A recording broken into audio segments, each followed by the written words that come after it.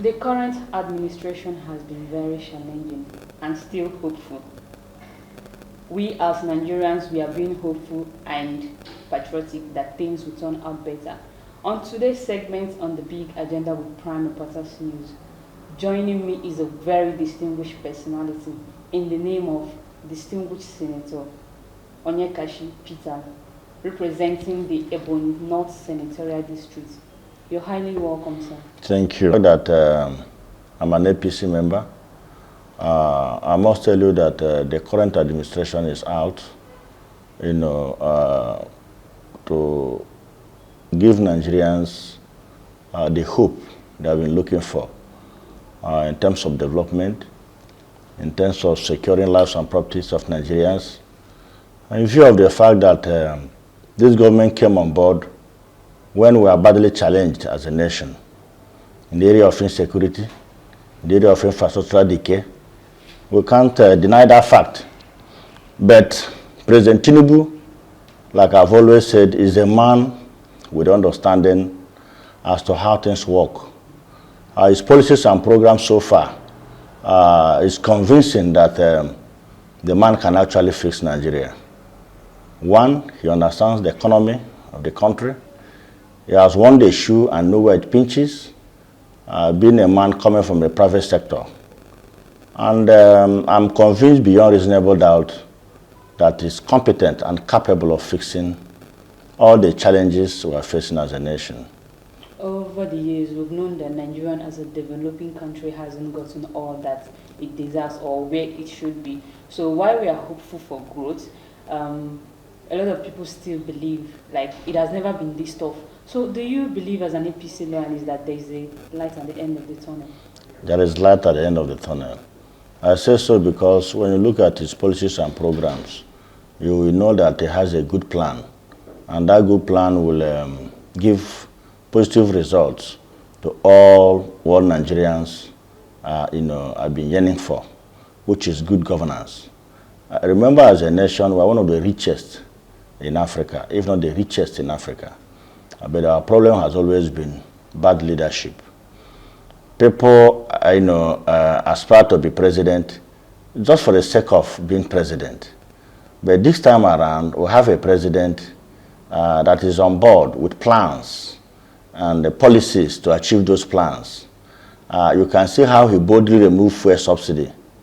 The removal of the fuel subsidy alone, should be celebrated by Nigerians, even though it has some side effect on the poor Nigerians. Not just the poor Nigerians, on everybody. But like I've always said, this is a mandatory sacrifice we must make as a nation to progress. Why do I say so? Fuel subsidy before now was a tool to siphon the economy of this country to the detriment of the ordinary Nigerian. Because you see a situation where the cabals, will be siphoning the resources of this country in the name of fuel subsidy.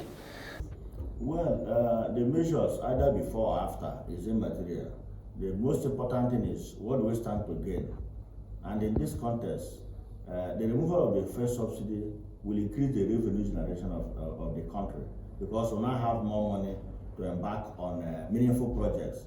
Unlike when we use the money to pay for fuel subsidy, paying for what we don't even consume.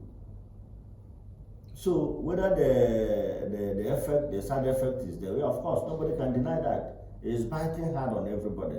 But we look at the end of the road. What do we stand to gain? Our economy will be better and everybody will be happier. Okay, let's look a bit into your legislative assignments. Now, a lot has been saying that appointments in this administration has been lopsided, and many people from the southeast feel they are well represented. What is your own view in this aspect?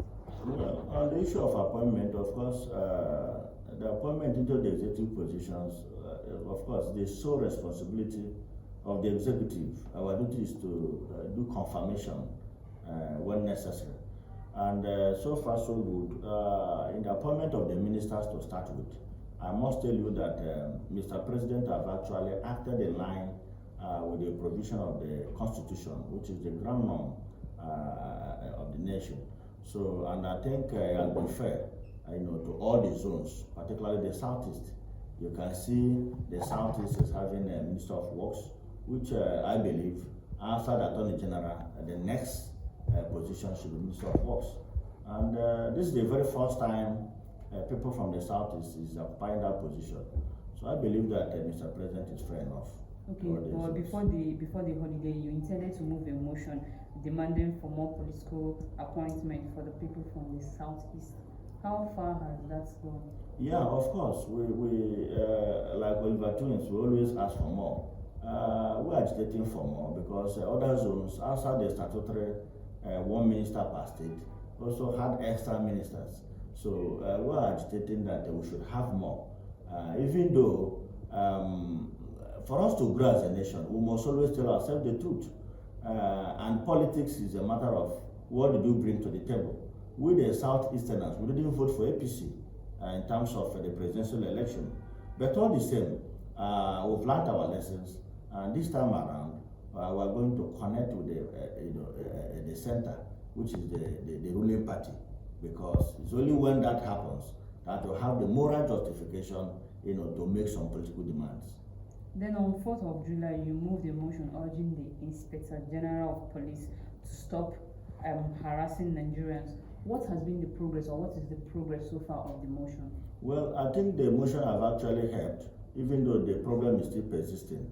But the truth is that the Inspector General of Police is down aware that Nigerians are not comfortable with what their men are doing on the road. Because I can't understand a situation whereby citizens must pay money before they can pass, on the checkpoint. It is actually very, very worrisome. And I also want to use this medium to call on other, the Inspector General of Police and other security agencies, because this problem is not only associated with the police alone, the army. Every security agency with gun on the road, even including the road safety, is guilty of the same crime.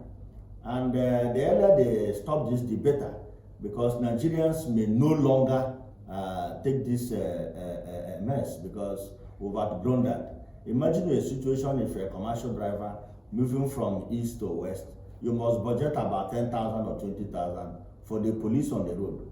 And the question is this: where is this money going? Is it a toll gate fee? In fact, at a point I even said, let it be legalized so that this money will be going into government coffers. If we're tolling the road, let it be known. But the situation where a uniformed man that's supposed to protect Nigerians are extorting Nigerians is completely out of it. And they can lead to civil disobedience. That will be the consequence. You can see what happened last 2 years, the NSAS. That is civil disobedience. And if they don't stop, it will be a serious threat to democracy. And that is why we as leaders will say that it's not good. It must stop. You have the gun to protect them. Intimidate the people. You can't do it. And we can't keep quiet.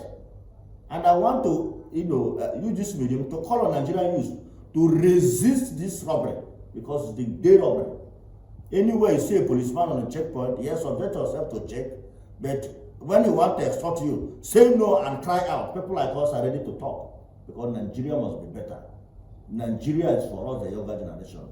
So in other words, do you think the federal government needs to sanitize the Nigerian police force? They have to, not only the Nigerian police force, the army, the immigration, the custom, including the road safety commission.